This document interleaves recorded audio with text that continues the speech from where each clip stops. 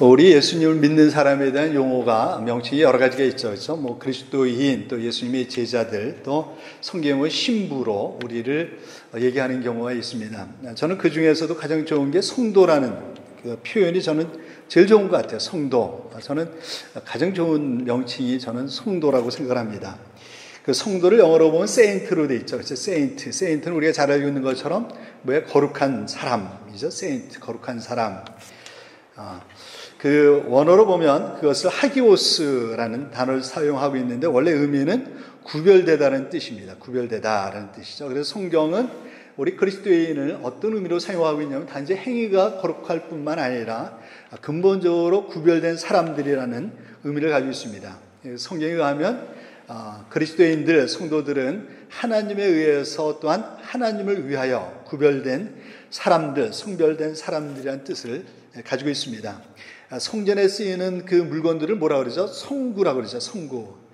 사실은 재질적으로 보면 똑같은 그릇인데 어디에 쓰느냐에 따라서 용어가 달라집니다. 똑같은 재질로 만들어진 거지만 그것이 성전에서 하나님을 위하여 제사를 드리게 될 때 거기에 쓰여지는 모든 그 도구를 뭐라 그러냐면 성구라고 그러는 것처럼 우리 그리스도인들은 하나님에 의해서 하나님을 위하여 구별된 똑같은 사람이지만 그러나 하나님에 의해서 하나님을 위해서 특별히 구별된 존재들이라는 의미에서 성경은 우리를 성도라고 부르고 있습니다. 그런 의미에서 성도는 하나님을 위해서 특별히 성별된 사람들이라고 할 수가 있습니다. 누구를 위해서라고요? 하나님을 위해서, 하나님을 위해서입니다. 세상 사람들은 여러 가지 다른 목적을 가지고 살지만 우리 그리스도인의 궁극적인 한 가지 삶의 목적이 있다고 한다면 그것은 다른 것이 아니라 바로 하나님을 위해서 산다는데 세상 사람들과 다른 점이 있다라고 할 수가 있습니다. 우리는 그 사실을 잊어서는 안 됩니다. 우리는 세상 사람들과 구별된 사람들, 다른 사람들이라는 사실을 우리는 잊어서는 안 되죠. 베드로전서 2장 9절에도 보면 사도 베드로는 그런 얘기를 하고 있습니다. 우리가 잘 알고 있는 말씀이죠. 베드로전서 2장 9절에 보시면 그러나 너희는 택하신 족속이요 왕과 같은 제장들이요 거룩한 나라요 그의 소유된 백성이니라고 되어 있습니다. 여기서 거룩한 나라라는 것은 거룩한 무리들의 공동체를 의미하고 있습니다. 거룩한 무리들의 공동체. 그 대표적인 것이 뭐냐면 교회죠. 그렇죠? 교회는 건물을 의미하는 것이 아니라 우리 한 사람 한 사람의 모인 공동체를 의미하고 있습니다. 하나님께서 그리스도 안에서 우리를 택하시고 구원하신 목적은 우리를 왕같은 제사장으로 삼으실 뿐만 아니라 하나님의 아름다운 덕을 알리는 구별된 하나님의 백성으로 삼기 위해서 우리를 부르시고 구원하셨다는 사실을 볼 수가 있습니다. 그런 의미에서 성도들의 모임인 교회는 하나님의 특별한 목적을 위해서 하나님의 부르심을 받아 모인 성별된 그런 모임이라고 할 수가 있습니다. 그것이 바로 하나님께서 우리를 구원하시고 이 땅 위에 교회를 세우신 목적 중에 하나라고 할 수가 있습니다. 그런 의미에서 저는 그리스도인의 정체성과 생명 또 교회의 생명은 다른 데 있는 것이 아니라 바로 여기 있다고 생각을 합니다. 어디에 있다고요? 구별됨. 저는 그리스도인의 정체성, 그리스도인의 생명, 교회의 정체성, 교회의 생명은 다른 데 있는 것이 아니라 어디 있다고요? 구별됨. 세상과 다름이 있다고 저는 생각합니다. 만약에 교회가 세상 사람들의 모임과 조직과 다르지 않다고 한다면 그리스도인이 세상 사람들과 다르지 않다고 한다면 저는 그 사람이 과연 그리스도인인가? 저는 다시 한번 생각해야 된다고 생각합니다. 왜냐하면 성도라는 것은 다르기 때문에 그래요. 구별된 존재이기 때문에 그렇습니다. 사실 우리 그리스도인의 생명은 다른 데 있는 것이 아니라 저는 여기에 있다고 생각해요. 세상 사람들과 다름이 있다고 저는 생각합니다. 만약에 교회가 세상적인 조직과 다르지 않고 우리 그리스도인들이 세상 사람들과 별반 다르지 않다고 한다면 뭔가가 문제가 있는 거예요. 생명을 상실하고 있는 것입니다. 저는 현대교회 문제와 위기의식을 다른 데서 찾는 것이 아니라 다르지 않음에서 봅니다. 그리스도인, 하나님을 믿음으로 말미암아 하나님을 위하여 창조된 구원받은 그리스도인들이 세상 사람들과 별반 다르지 않고요. 그 사람들이 모인 교회가 세상적인 조직들과 어떤 차이점을 우리가 발견할 수 없다는데 저는 현대 교회가 가지고 있는 문제와 위기를 저는 다른 데서 보는 것이 아니라 거기서 보고 있습니다.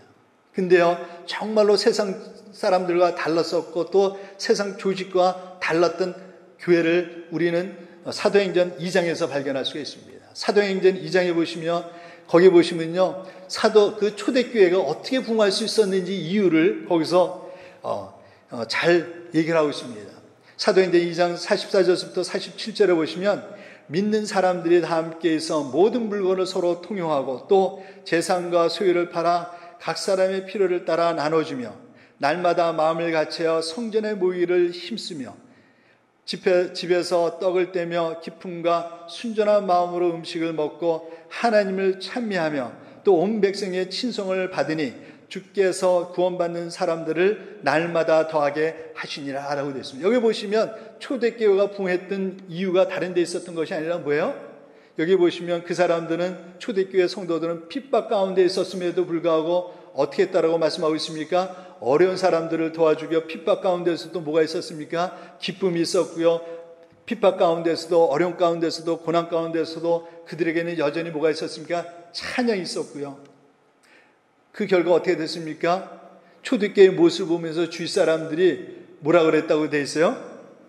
그들을 칭찬하고요. 칭찬했을 뿐만 아니라 안 믿는 사람들이 어떻게 했습니까? 교회 안으로 모여들기 시작했다라고 말씀하고 있어요.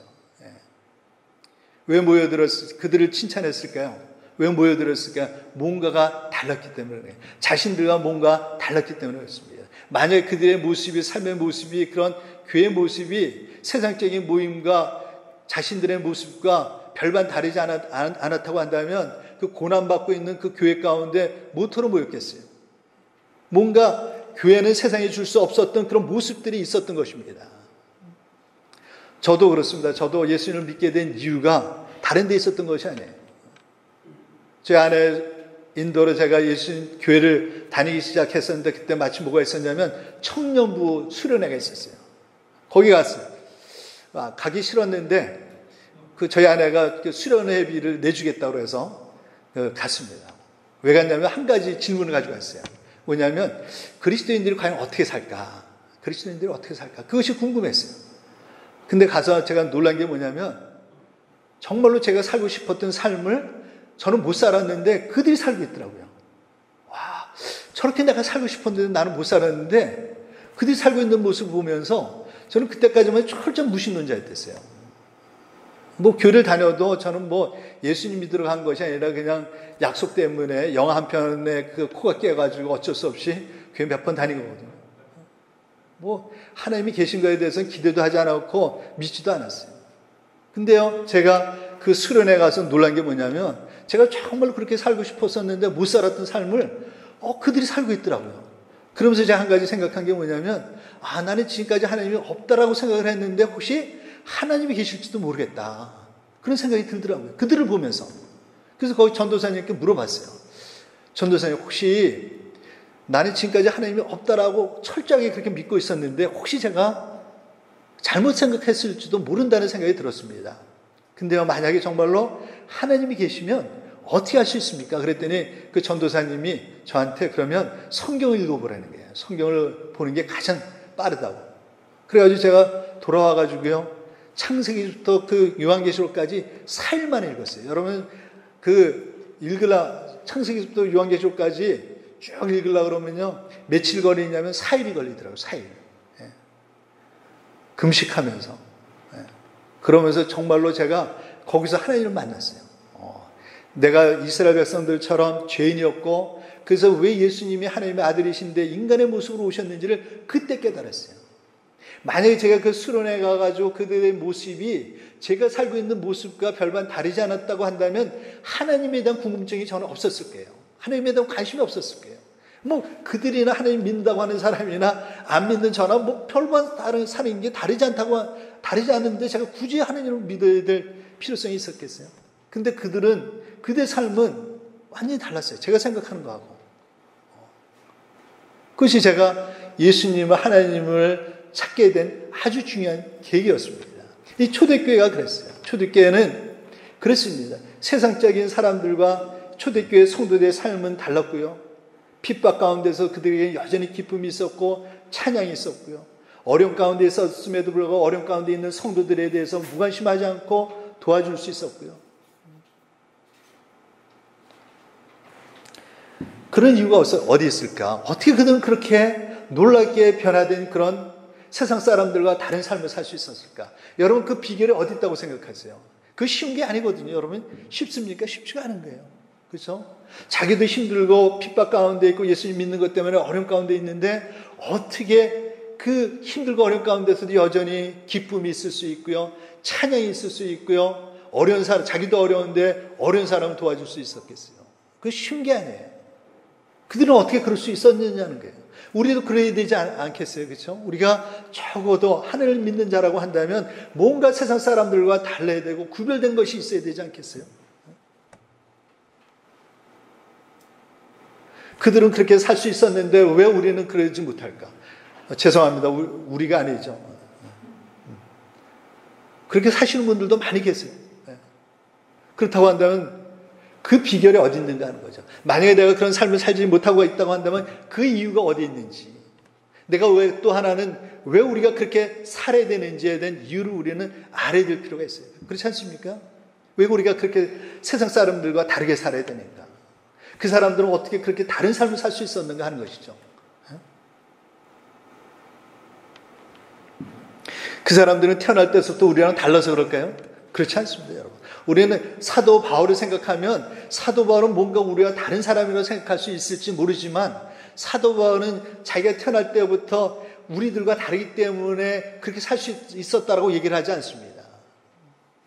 그렇게 놀라운 삶을 살 수 있었던 비결은 한 가지밖에 없어요. 예수님을 만남으로 말미암아. 근데 우리도 예수님을 만났지 않습니까? 그렇죠? 비결은 in Christ예요. in Christ. 우리도 똑같이 예수님을 만났고 구원받은 하나님의 자녀임에도 불구하고 만약에 우리 삶 가운데 그런 모습이 없다고 한다면 그 원인이 어디 있는지를 우리는 분명히 알아야 돼요. 그리고 초대교회 성도들이 그렇게 살 수 있었다고 한다면 그들은 어떻게 그렇게 살 수 있었느냐 하는 것이죠. 우리는 그 이유를 우리는 오늘 사도 바울의 말씀에서 우리는 발견할 수가 있습니다. 그건 뭐예요? 여기 보시면 2절에서 그렇게 얘기를 하고 있습니다. 위의 것을 생각하고 땅의 것을 생각하지 말라. 여기 보시면 초대교회 성도들은 어떤 사람들이었었냐면 땅의 것을 생각하기보다는 뭘 생각했던 사람들이에요? 위의 것을 생각하면서 살았던, 그들의 관심과 생각을 사로잡고 있었던 것, 그들이 추구하고 있던 삶의 모습은 더 이상 땅의 것이 아니라 뭐라는 것을 알 수 있습니까? 위의 것에 관심을 갖고 위의 것을 생각하고 위의 것을 추구하는 삶을 살 수 있었기 때문에 그런 삶을 살 수 있었다는 거예요. 초대교회 성도들의 관심은요, 이 세상에 더 이상 관심이 없었어요. 물론 이 세상의 어떤 필요를 위한 것들에 대해서는 최소한의 그런 관심이 있었겠지만 그들을 주로 사로잡고 있었던 관심과 생각을 사로잡고 있었던 것, 그들이 정말로 추구했던 것은 다른 것이 아니라 뭐라는 것을 알 수 있습니까? 위의 것이었어요. 그렇기 때문에 사도 바울은 그렇게 권면하고 있는 거예요. 위의 것을 생각하고 땅의 것을 생각하지 말라. 어떻게 힘들고 어려운 가운데서도 여전히 기뻐할 수 있고 하나님을 찬양할 수 있고 또 어려운 사람이 있었을 때 자기도 힘들고 어려운 가운데서도 도와줄 수 있었냐면 그들의 관심은 더 이상 땅에 있는 것이 아니라 어디에 있었다고요? 위의 것. 여기서 말하는 위의 것이라는 것은 다른 것이 아니죠. 하나님의 뜻입니다. 하나님의 뜻. 위에 계신 하나님, 하늘에 계신 그 하나님의 뜻, 하나님의 선하시고 기뻐하시고 온전하신 뜻이 무엇인가가 그들을 사로잡고 있었던 가장 중요한 관심사였었고 그들의 생각을 사로잡고 있었던 것이었고 그들이 정말로 추구하고 싶었던 삶이었다는 사실을 우리는 여기서 발견할 수 있어요. 그것이 바로 그들이 세상 사람들과 다르게 살 수 있었던 비결 중에 하나라고 얘기할 수가 있습니다.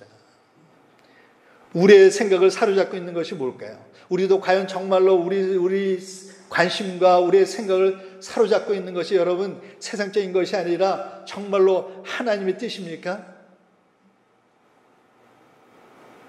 그러므로 너희는 이 세대를 본받지 말고 오직 마음을 새롭게 함으로 변화를 받아 하나님의 선하시고 기뻐하시고 온전하신 뜻이 무엇인지 분별하도록 하라라고 말씀했습니다.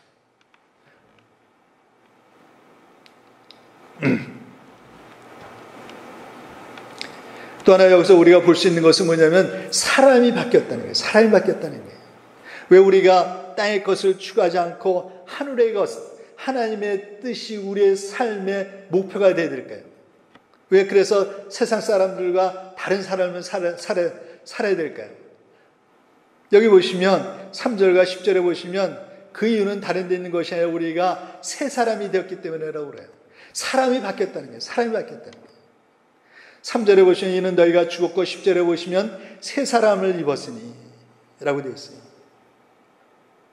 우리가 진정으로 예수 그리스도 안에서 구원받아 새 사람이 된 사람이 맞다고 한다면 우리의 관심과 우리의 생각을 사로잡고 있는 것, 우리 인생의 목표는 달라져야 된다는 거예요. 같을 수가 없다는 거예요. 초대교회 성도들이 그렇게 삶을 살 수 있었던 것은 단지 어떤 의지적인 노력으로 된 것이 아니라 근본적으로 사람이 바뀌었기 때문에 그래요. 근본적으로.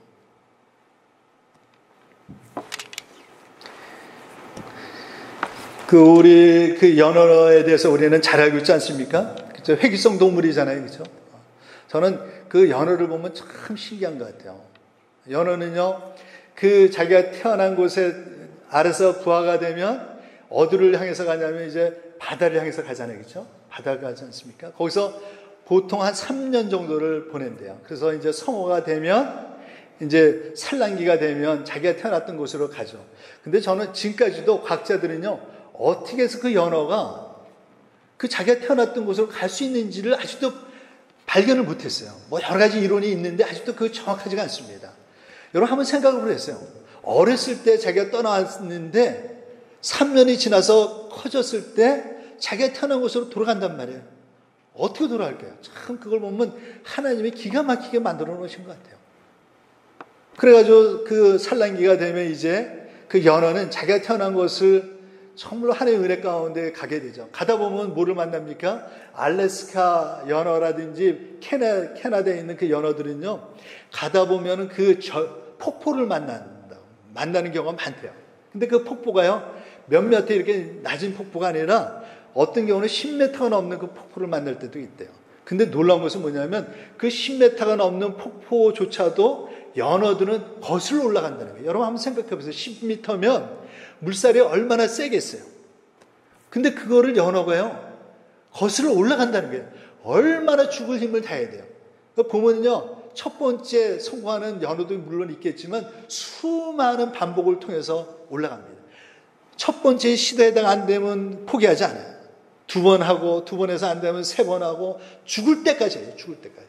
저는 아직까지도 연어가 올라가려고 그러다 실패해가지고 포기한 연어를 본 적이 없어요. 죽을 힘을 다해서 연어는요, 그 폭포를 거슬러 올라가고요, 가다 보면 또 누구를 만나게 됩니까? 곰을 만나게 돼요. 곰이요, 가는 그 길목마다 기다리고 있다가 연어가 오면요, 얼마나 잽싸게 그 연어를 낚아채는지 몰라요. 저는 곰이 그렇게 빠른지 그때 봤어요. 와, 그 곰이 밀어나지 않더라고요, 보니까요. 그래가지고 그런 여러 가지 그 어려움을 거쳐서 마침내 연어는 어디로 가느냐면 자기가 태어난 고향으로 가게 되고 거기서 이제 부활을 하게 되고요. 그러고 난 다음에 연어는 어떻게 된 줄 아세요? 자기 일평생 생을 마감하게 돼요. 근데 그 연어들을 보면요, 지느러미가 정상적인 지느러미를 가지고 있는 연어들이 많지가 않아요. 올라오면서 찢기고 부닥치고 많은 그 어려움을 당해가지고 지느러미 다로 살갗은 살갗대로요, 찢기고요, 상하고요. 그럼에도 불구하고 연어는 그것을 포기하지 않고 올라가야 돼요. 왜 그럴까요, 여러분? 연어는 어떻게 그 앞에 많은 어려움들이 있고 힘든 고비들이 있고 자기를 잡아먹으려고 하는 곰이 지키고 있음에도 불구하고 그것을 포기하지 않고 거기까지 가서 마침내 부활을 하고 자기 생일을 마치게 될게요. 그 이유는 한 가지밖에 없습니다. 생물학적으로 보면 DNA예요. 하나님께서 만들어 주신 DNA 때문에 그런 거예요. 마찬가지예요. 우리 그리스도인들은 마찬가지예요. 우리가 거듭남으로 말미암아 우리 옛사람이 죽고 새 사람이 됨으로 말미암아 근본적으로 뭐가 바뀌었어요? DNA가 바뀌었어요, 여러분. 그걸 아셔야 돼요. 우리가 예수님을 믿는다는 것은 단지 형식적으로만, 명칭적으로만 그리스도인의 명칭을 받은 것이 아니라 근본적으로 바뀌었다는 거예요. 여기서 얘기하고 있는 것이 그것이에요. 너희 옛사람이 죽었고 새 사람을 입었다는 것은 단지 하나님께서 우리에게 그런 명칭을 부여하신 것이 아니라 근본적으로 우리 속사람이 바뀌었다는 거예요. 뭐가 바뀌었어요? DNA가 바뀌었어요, 여러분. 그렇기 때문에 우리 예전처럼 살 수가 없어요. 예전처럼 살고 싶어도 살 수가 없어요. 더 이상 안 돼요. 세상적인 것으로는 만족할 수가 없고요. 더 이상 여러분 한번 보세요. 여러분 세상적인 것으로 만족이 되세요? 안 되더라고요. 저는 더 이상 세상적인 것이 저에게 기쁨을 주지 못해요. 예전에 제가 즐겼던 것들이 저를 기쁘게 하지 못해요. 저는 예수님 믿기 전에요. 저희 아버님이 술을 참 좋아하시는 분이세요. 선생님이셨거든요. 이분은요, 수업 시간에도 맥주 캔을 들고 가셔서 수업하신 분이에요. 다 인정하셨어요. 유명하신 분이에요. 그 아버지의 아들이라고 저도 술을 예수님 믿기 전에 되게 좋아했어요. 근데 지금은요, 술을 그걸 꼭 안 마셔야 된다는 의미보다는 술이 이제 안 맞아요. 안 맞아요. 오래돼가지고 제가 비행기에서 혹시나 해가지고 제가 그 비행기 타면은 술을 주잖아요. 예? 조금씩 이렇게 양주를 주거든요. 그래서 공짜니까 한번 마셔보려고 마셨는데 몸에 안 맞아요. 예전에 그렇게 술이 좋았었거든요. 예. 안 맞아. 그것이 저에게 기쁨이 되지 못해요. 그것으로 만족이 안 돼요. 왜 그래요? DNA가 바뀌었어요. DNA가.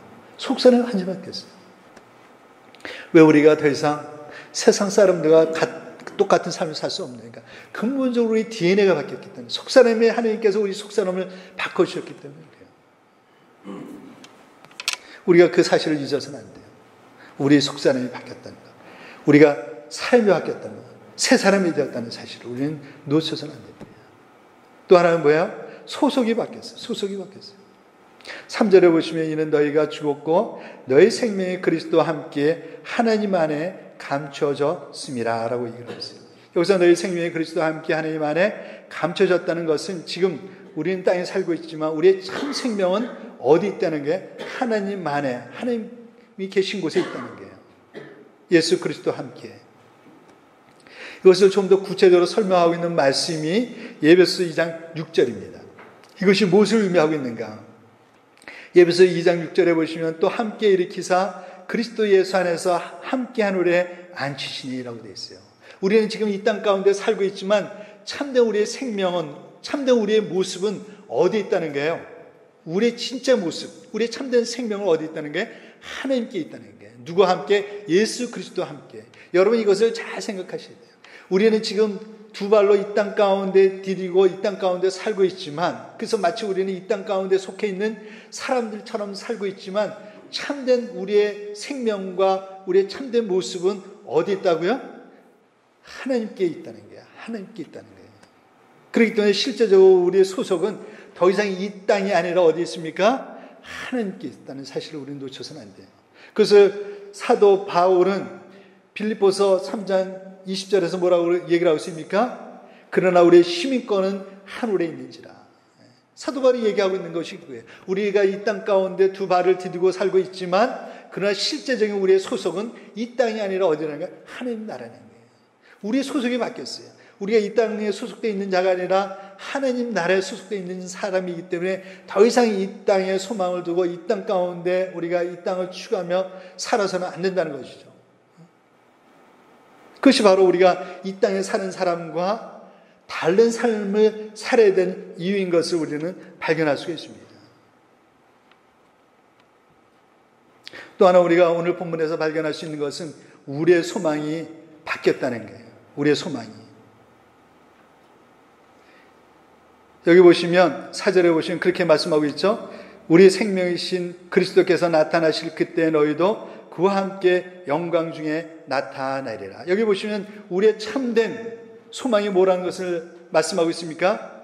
우리 모든 그리스도인들에게는 뭐가 우리를 기다리고 있어요? 영광스러운 미래가 약속되어져 있다는 거예요. 그렇기 때문에 더 이상 우리는 이 땅 가운데 소망을 두고 사는 사람이 아니라 뭐에 소망을 두고 살아야 돼요? 여기에 소망을 두고 살아야 된다는 게 뭐예요? 영광스러운 그 하나님께서 우리에게 약속하신 영광스러운 미래, 그것에 소망을 두고 살아야 될 것에 대해서 말씀하고 있어요. 여기 보시면 그리스도께서 나타나실 그때라고 얘기를 하고 있습니다. 그게 뭐예요? 예수님의 재림이죠. 그렇죠? 예수님의 재림입니다. 무슨 얘기를 하고 있냐면 이것입니다. 우리가 예수님을 믿었음에도 불구하고 세상 사람들과 겉모습이나 다른 것이 달라요? 똑같아요? 별반 다르지 않아요. 예수님 믿는 사람이나 안 믿는 사람이나 우리가 때때로 병에도 걸리고요. 때때로 어려움도 당하게 되고요. 그렇지 않습니까? 그래서 우리는 때때로 혼돈될 때가 있어요. 내가 예수님을 믿는다는 것이 무슨 의미가 있는가? 그래서 예수님, 하나님 믿는 사람이나 안 믿는 사람이나 똑같이 어려움을 당할 수도 있고 똑같이 병에 걸릴 수도 있고, 그렇다고 한다면 굳이 내가 예수님을 믿어야 될 필요가 뭐가 있을까? 그래서 때로는 우리도 혼란스럽지 않습니까? 예수님 믿으면 뭔가 다를 거라고 생각을 했는데 실제적으로 다른 것이 별로 없게 될 때 우리는 우리 신앙에 대해서, 하나님 믿는 신앙에 대해서 때때로 우리는 혼란을 느낄 때가 있어요.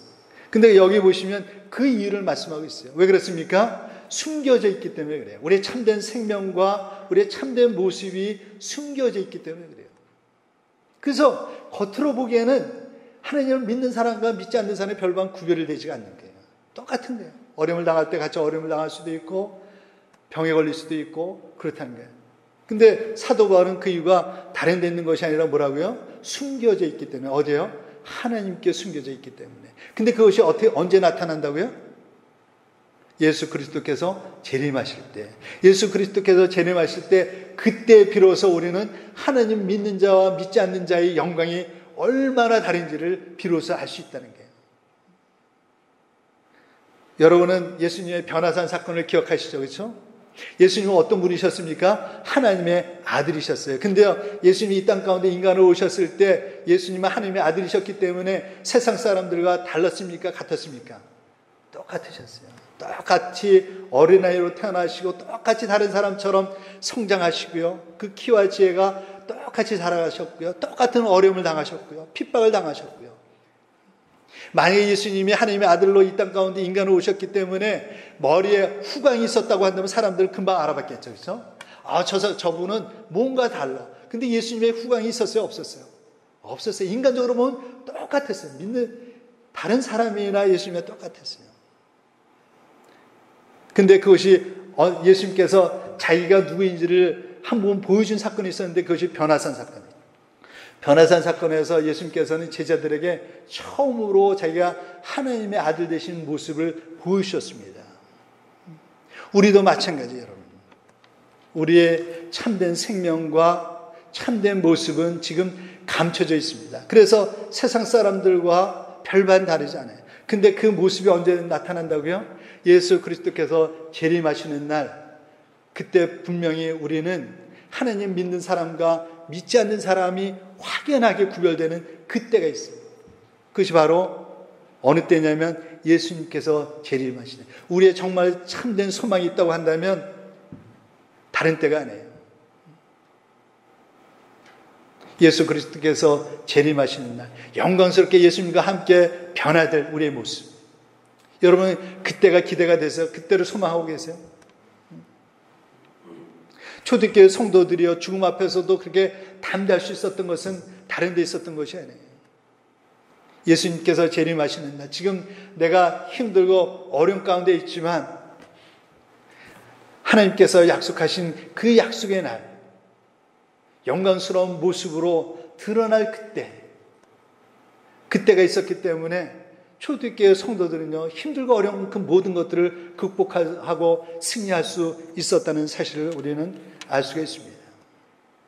중요한 것은 그것입니다. 우리의 참된 생명과 참된 모습은 숨겨져 있다는 것. 그러나 그것이 영원히 지속되지 않고 예수 그리스도께서 재림하시는 날 우리의 영광스러운 모습으로 우리는 변화될 것이고, 그리고 주님 앞에 우리는 그렇게 서게 될 것입니다.